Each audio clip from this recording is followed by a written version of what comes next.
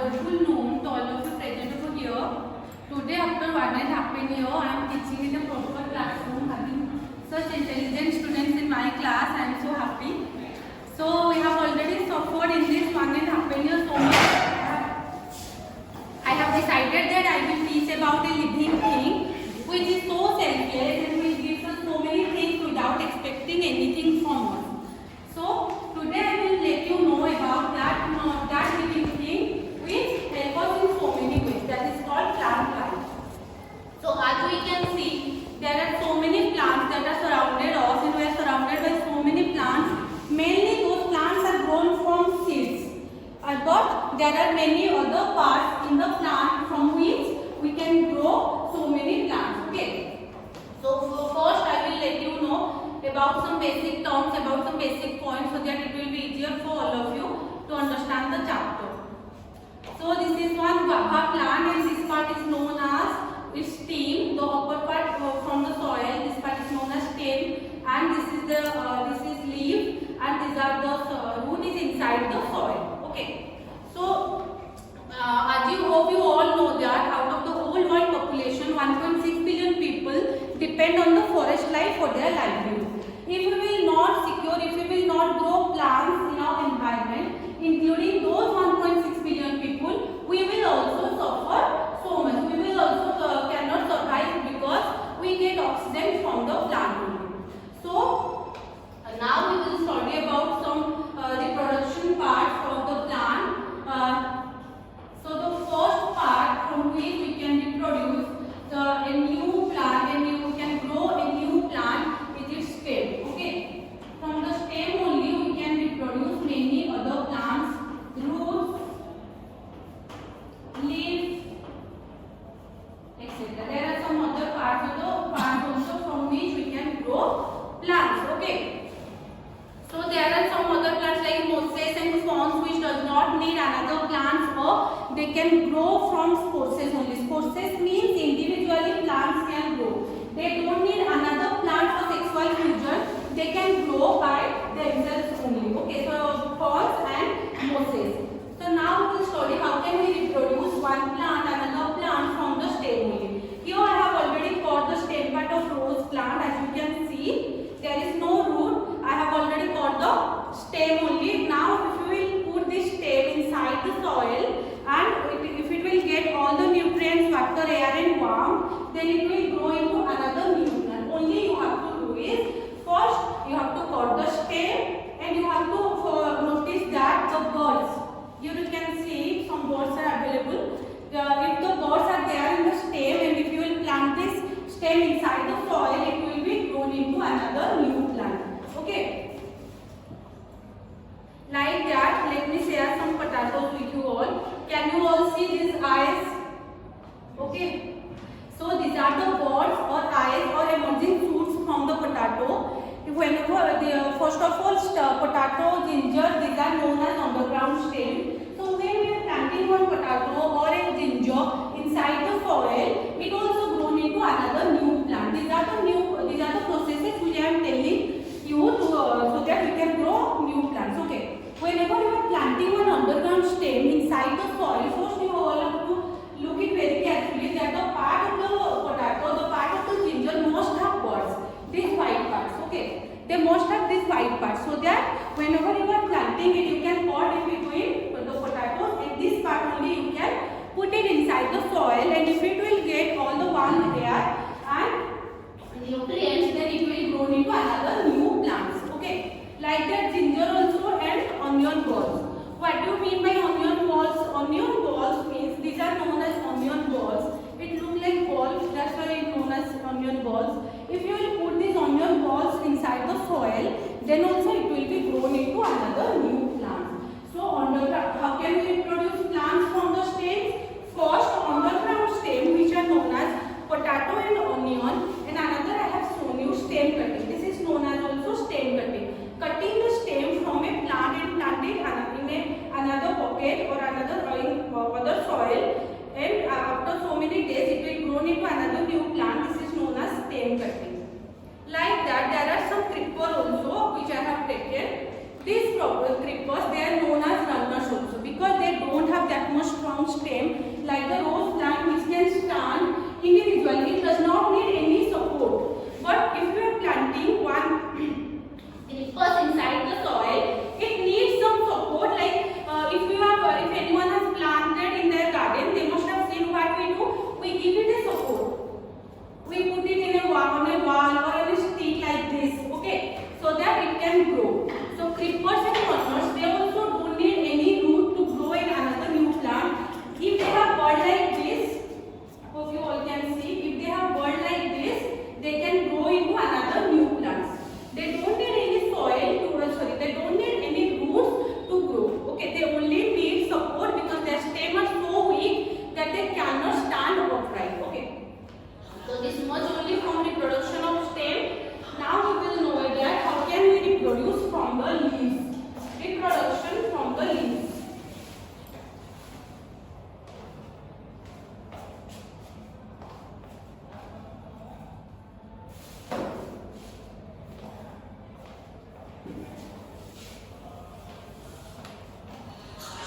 There is one plant called Bryophyllum plant. I have not got that plant actually, that's why. It can reproduce from its leaf only. It can reproduce from its leaf only. I am showing you in the picture. Okay. This is called the Bryophyllum plant. It has bud in it. If the bud will fall in the ground, these buds, if this bud will fall in the ground, from this buds only another new plant can grow. Okay. So now we will know about reproduction from roots. It is the most easiest thing. We must have done that. हम क्या करते हैं? What we do? We got a plant from nursery, then we plant it in our home. Having root, the plant must have roots which will collect all the nutrients, all the minerals, warmth, water from the soil to grow into another new plants. Okay. So now hope you all understood that how can we grow a new plant from roots. So many plants, mangoes, guavas. Example, we can take one. We can buy one plant from the nursery and put it in soil, and it will grow into another new plant. Now reproduction from seeds. As I have got some seeds, what we will do? We will put these seeds inside the soil, and if it will get proper warmth, air, water, then it will germinate into another new plant. These seeds, okay. Now the structure of the seeds. I am giving some channas. Please try to break it. If you can do, but only using your fingers. Please use your fingers only. Then try to break it.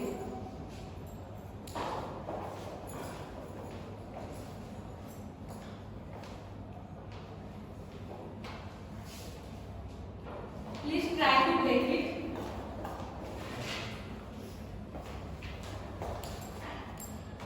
Can you all do that? No. But now I am giving you some another channas. Please try to break it.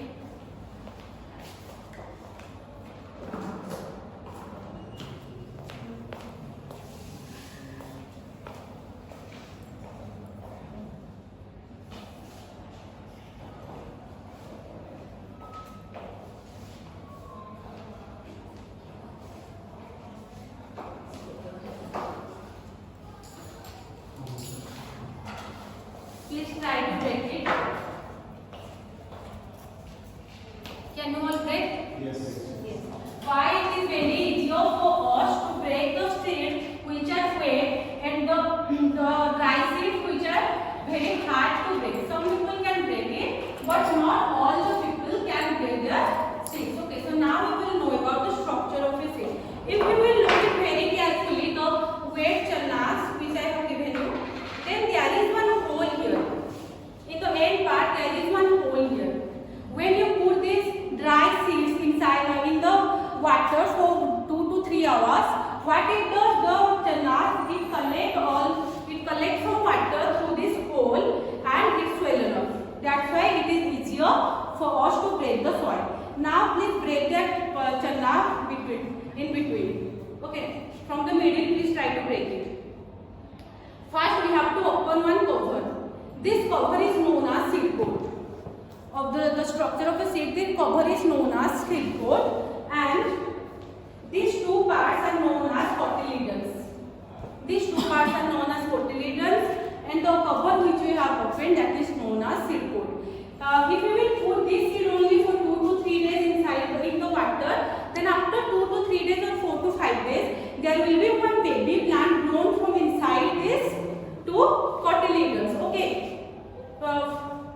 From here only the baby plant will grow up. That baby plant is known as embryo. Okay. So now all the plants, all the seeds does not have these two cotyledons. The which does not have these two cotyledons, all the seeds does not have these two cotyledons, which you can see in the corn seed. It does not have two cotyledons. You can see it has only one cotyledon. It does not have two cotyledons like the fertilizer.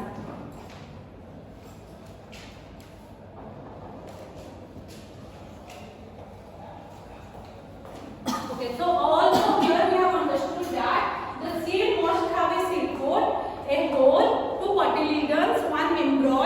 Okay, but all the seed does not have two cotyledons. Some seeds like corn have only two cotyledons. Okay. So now we have already understood the structure of a seed, reproduction from various parts of the plants. Now we will go to dispersal of seeds. Okay. Why it is so necessary to disperse the seed? Okay. Why it is very important? So whenever, what are the different processes by which seeds are dispersed from one place to another? Dispersed by water, dispersed by wind, dispersed by animals, human beings. These are the various processes, and it is very important to disperse the seed, because suppose you all are sitting here in some bench and next two teachers are sitting in some bench, three are sitting. If I will put 5 or 6 teachers in one bench and desk, what will happen? Can anyone tell what will happen if I will put 5 teachers here only 5 in one bench and desk? Yes. And there will be so many problems arise. They will be unable to open their books. They will be unable to write properly. So many things they will be unable to do. Like that also, seed is also a living thing, as we know. See, if we will put all the seeds nearer to each other, then what will happen? In between the seeds only, they will compete with each other to get the nutrients, to get the warm air, everything, so that they can grow healthy. Okay. So it is very important to make a distance in between the seeds, so that all the seeds can get proper amount of nutrients and vitamins. Okay.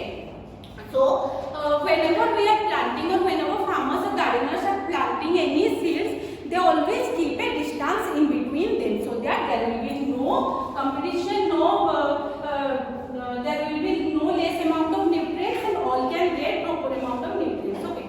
Now what do you mean by seed dispersal? The scattering away of seeds from the parent plant. Suppose these are not the seeds of guava plant, but let's think these are the seeds of guava plants. So if we will blow from here only, what will happen? If the wind will blow from here only, what will happen? As you can see, the seeds are scattered away from the parent plant only. This is known as seed dispersal. Scattering away of seeds from the parent plant by the wind. You can see, when the wind blows from one place to another place, what it does, it carries along with it some seeds like dandelion, cotton seeds are also very lightweight. So those seeds which are very lightweight, the wind carries with them, the wind carries those seeds and move it to another place. Okay. So the guava seeds came from here to there. If the wind will blow from there forward, wherever the wind will blow, it will carry along with the guava seeds. Okay. Now wind dispersal has finished. So water dispersal. What happened if I am planting some seeds here? Okay. If I am planting some seeds here, and water will blow from here to upward to downwards. Okay. Water will blow from here to there. What will happen? Along with the soil, the seed will also blown away with it, as you can see. I am giving you this example. In mountain areas or in hilly areas, there are also what happens when the water flows from higher areas to lower areas, it carries the seeds like lotus plant. These are lily plants. What happens? These are grown inside the water only, in the pond only. So when their seeds fall in the water, what happens? When the water will flow along with water, the soil, the seeds will flow with it. Okay, and move to another place, move to another area where the seed dispersal will also be happen, and the seed will not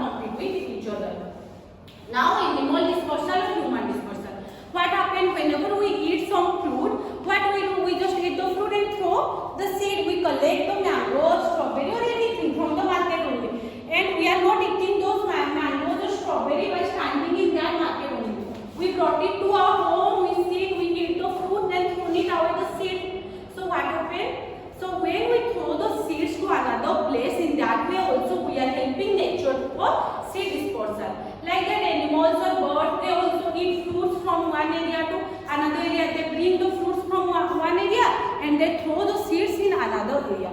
So in that way also animals like birds, all the animals, they also help in dispersal of seeds.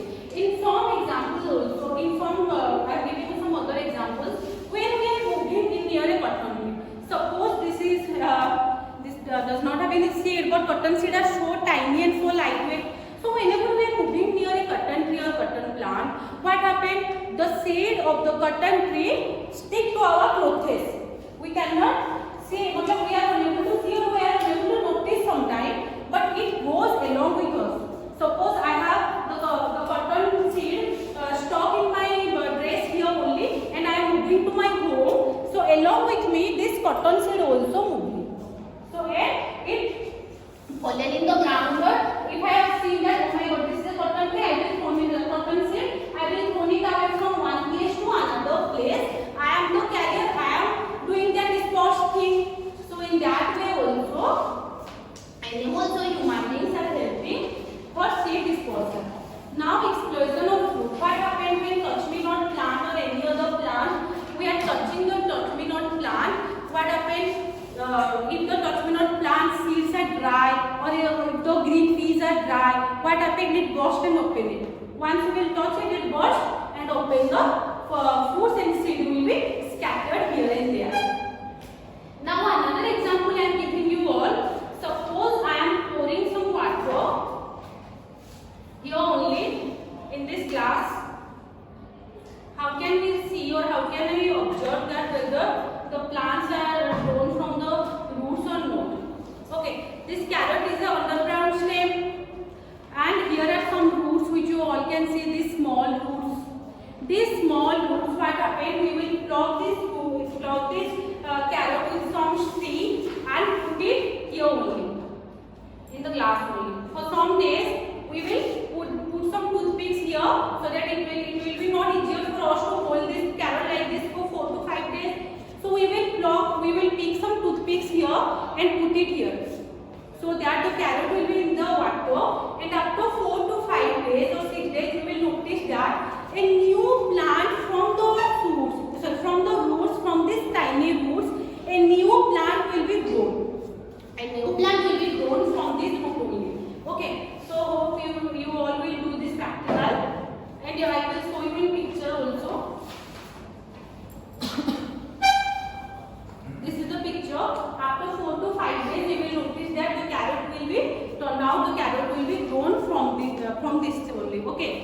So it is very important for all of us to understand the importance of plants and how does plant reproduce. Plant does not only reproduce from the roots, or we have to again and again buy the plant from market only. We can reproduce. We can grow plants from their stem, from their leaf.